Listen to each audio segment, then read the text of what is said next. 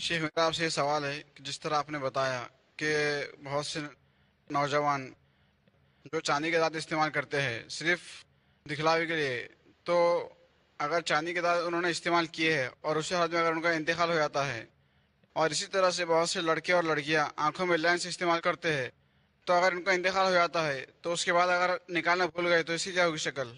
ماشاءاللہ اگر کوئی اس طرح کی چیزیں استعمال کرے اور اس کا انتقال ہو جائے تو مرنے کے بعد کیا کریں گے ان چیزوں کا؟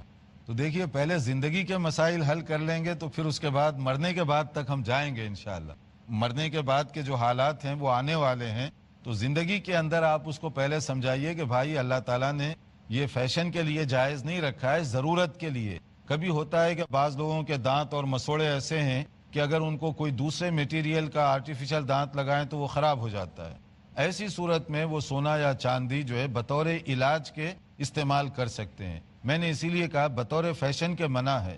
تو جو لوگ زندگی بھر غلط کرتے رہے، مرنے کے بعد آپ نکال دیں گے تو نکل تو جائے گا وہ، لیکن گناہ کا جو حصہ ہے وہ تو نہیں نکال سکتے آپ۔ گناہ ان کے ساتھ قبر کے اندر چلا جائے گا کیونکہ انہوں نے ایک نافرمانی کی تھی۔ تو اس لیے جو خواتین ہیں، مرد ہیں، جو بھی اس طرح کریں ان کو زندگی میں ہی اپنے آپ کو ٹھیک کرنا چاہیے۔